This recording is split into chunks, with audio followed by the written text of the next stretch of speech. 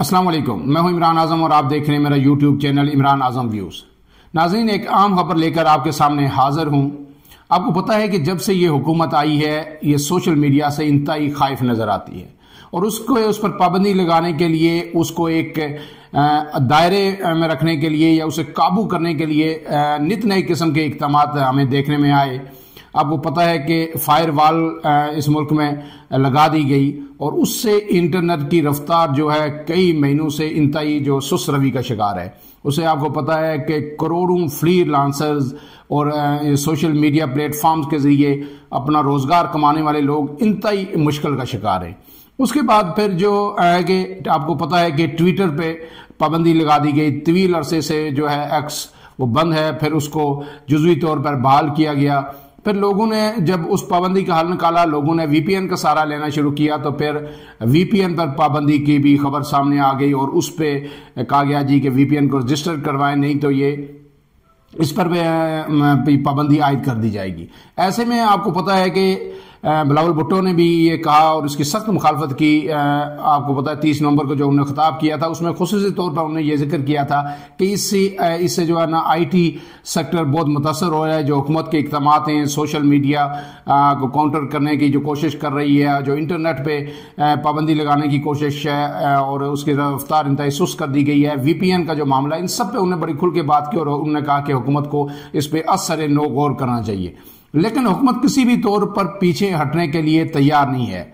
और अभी जो हमारे पास जो खबर आई है कि हुकूमत एक नया कानून लेके आ रही है और उस कानून में जो उसको बुनियाद बनाया जा रहा है वो ये कि सोशल मीडिया पे झूठी खबरें, फेक खबरें हैं और इनका हम तोड़ करने के लिए जो है ये कानून ला रहे हैं। लेकिन इसके जो पस पर्दा मकासद हैं वो कुछ और है। नून लीग हमेशा से जब भी इस पर तनकीद हुई है, चाहे इलेक्ट्रॉनिक मीडिया की तरफ से हुई है, प्रिंट मीडिया की तरफ से हुई है या सोशल मीडिया की तरफ से, उन्होंने हमेशा इसका गला घोंटने की हर मुमकिन कोशिश की है। ऐसे में जब ये सारे सोशल मीडिया प्लेटफॉर्म बंद कर रहे हैं, आईटी सेक्टर को बिल्कुल इन्होंने खुले लाइन लगा दी है, लेकिन उसके बावजूद इनके आए रोज दावे देखे तो दिन रात यही कहते रहते हैं कि आईटी सेक्टर बड़ा तरक्की कर रहा है, बड़ी बरामदात में इजाफा हो रहा है, हम आईटी सेक्टर के मौके पैदा कर रहे हैं। लेकिन आईटी की जो कंपनियां हैं और जो आईटी से रिलेटेड जो लोग हैं, जो इससे जुड़े हुए हैं, वो सब रो रहे हैं और सब वो अपना सरमाया यहाँ से निकाल के कहीं और लेके जा रहे हैं। ऐसे में जो अब ये जो कानून साजी कर रहे हैं वो मैं आपके सामने उसका मुख्तसरन जो है उसके जो खदोखाल हैं, जो मसवदा सामने आया अब तक हमारे सामने, जो इब्तदाई मसवदा है वो मैं आपके सामने पढ़ देता हूँ। फिर आपको अंदाजा होगा ये किस कदर हुकूमत क्या करने जा रही है और कितना खतरनाक खेल ये खेल रही है। हुकूमत ने साइबर क्राइम तरमीमी बिल का इब्तिदाई मसवदा तैयार कर लिया है और इसको जो नाम उन्होंने दिया है वो दिया है प्रिवेंशन ऑफ इलेक्ट्रॉनिक क्राइम तरमीमी बिल 2024, यानी जो इलेक्ट्रॉनिक क्राइम्स हैं उनकी रोकथाम के लिए ये बिल लाया जा रहा है। और इसके बिल के तहत क्या किया जाएगा कि डिजिटल राइट्स प्रोटेक्शन अथॉरिटी कायम करने का फैसला किया गया है और इसमें एक चेयरमैन होगा और 6 अरकान इसमें होंगे और इन सब की तकर्री वफाकी हुकूमत करेगी और इनकी मुद्दत 3 साल के लिए रखी गई है। अब इसके साथ होगा क्या? इसके लिए जो सजाएं तजवीज़ की गई हैं कि अगर कोई फेक न्यूज़ कोई चलाता है हुकूमत के खिलाफ, किसी अदारे के खिलाफ और किसी शख्स के खिलाफ, तो उसको किस कदर सख्त सजा दी जाएगी। उसके लिए जनाब जो सजा का तयन किया गया है, झूठी खबरें फैलाने पर 5 साल कैद या 10 लाख रुपए जुर्माने की सजा दी जाएगी। और बिल के तहत जानबूझकर फेक मालूमात फैलाने, खौफ व हरास और बदगुमानी पैदा करने वालों को 5 साल कैद और 10 लाख जुर्माने की सजा दी जाएगी। नए कानून के तहत अदारों या किसी भी शख्स के खिलाफ सोशल मीडिया पर जारी जो भी मवाद है उसे हटाया जा सकेगा।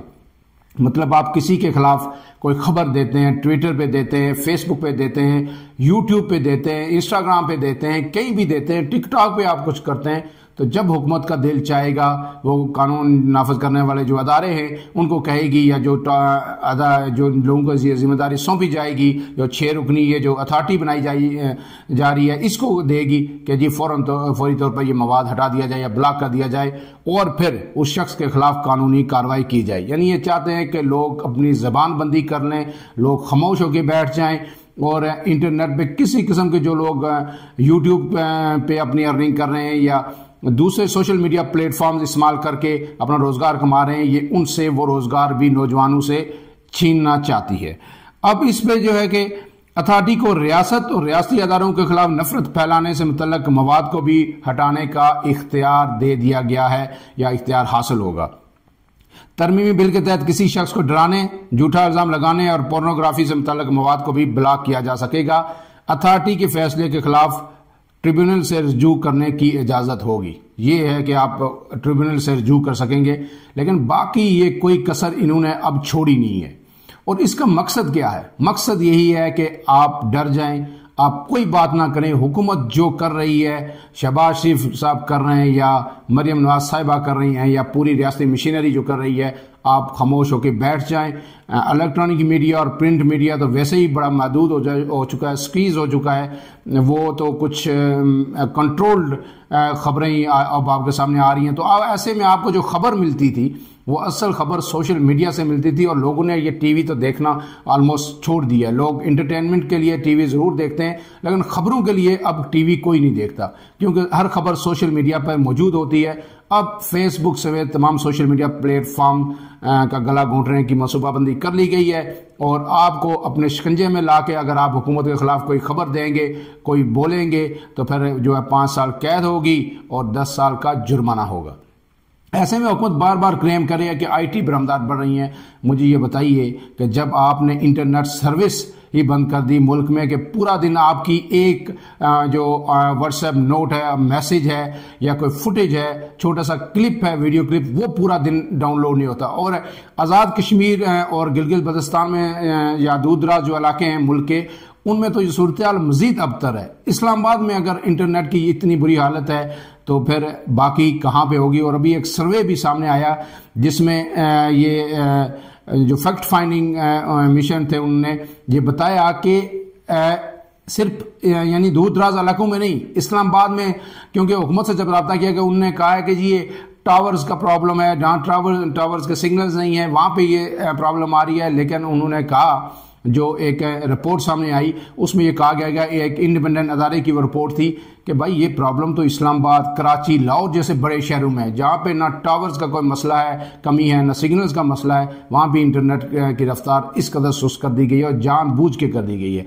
तो इससे मुल्क की मैशत पे कितना बुरा असर पड़ रहा है। हुकूमत को इसकी कोई परवाह नहीं, उन्हें परवाह है तो फिर जबान बंदी की।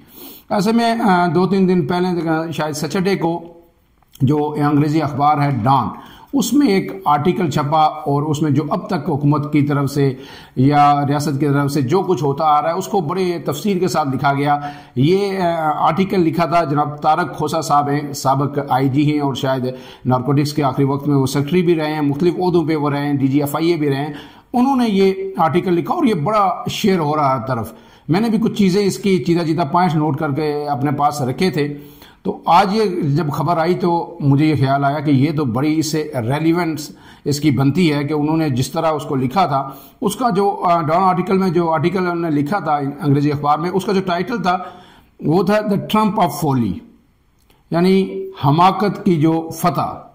इस उन्वान से उन्होंने लिखा, उन्होंने बहुत सारी चीज़ों को कोट किया, तमाम इलेक्शन कैसे हुए, इलेक्शन के बाद क्या हुआ, इलेक्शन कमीशन का किरदार क्या था, अदालतों का किरदार क्या रहा, स्टेट का क्या रहा, हुकूमत का क्या रहा, ये सारी चीज़ें उन्होंने उसमें कोट की। लेकिन उसमें जो एक 1509 में एरास्मस ने जो एक आर्टिकल लिखा था, वो राइटर थे, एजुकेशनिस्ट थे, फिलोसोफर थे और प्रीस्ट भी थे। वो उन्हें फ्रांस में शायद ये आर्टिकल छपा था उनका, और उसका जो टाइटल था वो था द प्रेज ऑफ फोली। और उस टाइटल में से उन्होंने उस आर्टिकल में से 2 लाइनें भी कोट की अपने इस आर्टिकल में, वो मैं आपके साथ पढ़ देता हूँ और फिर आगे बात करते हैं। और उसका जो लातीनी ज़बान में बेसिकली वो छपा था आर्टिकल एरास्मस का, और फिर उसको बाद में इंग्लिश में भी और मुख्तलिफ ज़बानों में ट्रांसलेट किया गया। 1509 की बात कर रहा हूँ मैं।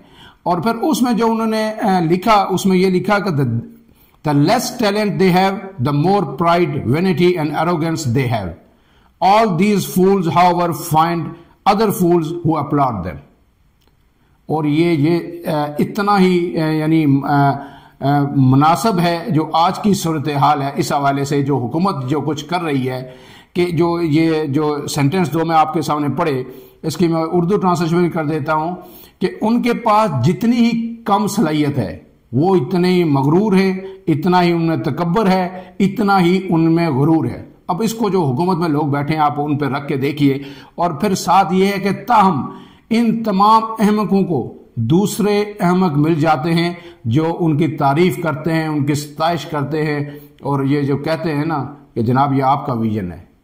आपने देखा होगा कि पहले भी मैंने इसको कोट किया कि शहबाज शरीफ साहब को उनके एक नून लीग के रहनुमा ने कहा था कि जनाब ये आपका विजन है, ये जो कुछ हो रहा है। और फिर अब शहबाज शरीफ ने वो बात अपने पल्लू से बांध ली है और हर मीटिंग में, आला सतह मीटिंग जिसमें तमाम लोग शरीक होते हैं, उसमें वो एक ही बात कहते हैं कि सर ये आपका विजन है।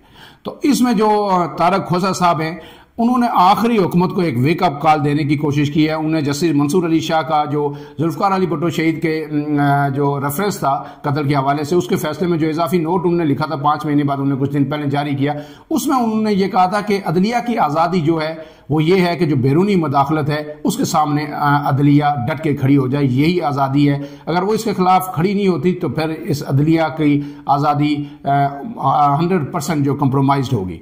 और उसके साथ आखिर में उन्होंने पारा चिनार का जिक्र या तफसीरी जिक्र किया और फिर इस्लामाबाद में जो वाक़यात है उसका भी जिक्र किया। लेकिन अब उन्होंने एक बात कही है कि रियासत के लिए, हुकूमत के लिए सोचने का मकाम है कि अगर अपने लोग प्रोटेस्ट करते हैं तो हमें उनसे किस तरह डील करना है, कैसे उनको हैंडल करना है, और हमने किस हद तक जाना है, ताकत का इस्तेमाल करना है, बातचीत करनी है। और उन्होंने ये कहा है कि तारीख इस बात का ज़रूर फैसला करेगी कि सियासी बुरान से ये जो हुकूमत है शहबाज शरीफ साहब की, क्या ये दुरुस्त तरीके से निमटी या नहीं निमटी। और उन्होंने आखिरी बात लिखी कि पाकिस्तानी अवाम की जमहूरी उमंगों को पूरा करने के लिए ये वक्त अपनी रवश बदलने का है। उन्होंने तमाम सियासी कुव्वतों को भी कहा कि अपनी रवश बदलें, उन्होंने अस्करी अदारों को भी कहा, उन्होंने हुकूमत वक्त से भी अपील की कि अपनी रवश बदलें और मिल बैठें और उस मुल्क के मसाइल का हल निकालें। मैं आपको ये गारंटी देता हूं कि आज अगर ये हुकूमत, अपोजिशन, तहरीक इंसाफ, ये सब लोग बैठ जाए और इस मसले का हल निकाल लें, जो मुल्क के अंदर जो एहतजाज और अनारकी है, तो ये सोशल मीडिया पर ये पाबंदियाँ लगाने की ज़रूरत नहीं पड़ेगी। अब आखिरी बात ये कहता हूं कि अगर फेक न्यूज़, फर्ज कि आपने कानून बना दिया, कौन तयन करेगा कि ये फेक न्यूज़ है और किस बुनियाद पे आप तयन करेंगे कि ये फेक न्यूज़ है? अगर हर बंदा साफ़ी कभी भी अपना सोर्स डिस्क्लोज नहीं करता और आप उसको मजबूर भी नहीं कर सकते कि वो डिस्क्लोज करे, और फर्ज किया वो फेक है, आप उसको सजा देते हैं, तो जो अदारे जो कुछ कर रहे हैं, फर्ज किया पुलिस ने गिरफ्तार किया मतीउल्लाह जान को और उस पर कहा है कि इसकी गाड़ी से आइस भी बरामद हुई है और इसने पुलिस पे भी हमला किया, असलहा भी था।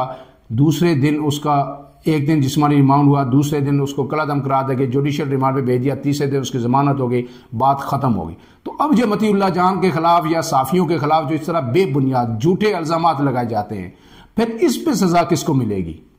आप साफियों को तो खबरों पर सजा दे देंगे कि जी इसने गलत खबर दी, तो जो रियासती अदारे या हुकूमत या हुकूमत के जो मातहत अदारे हैं वो साफियों पे इल्जामात लगा रहे हैं, उनको ज़दकोब किया जाता है, उन्हें गिरफ्तार किया जाता है, मुकदमात का सामना करना पड़ता है। जब वो झूठे साबित होंगे तो फिर उनकी जो सुनवाई क्या होगी और उन अदारों के लिए भी क्या कोई सज़ा का तयन होगा या नहीं? इस पर मज़ीद अपडेट्स जो ही आएंगी आपके साथ शेयर करेंगे। अपने मेज़बान इमरान आज़म को इजाज़त दीजिए। अल्लाह हाफिज़।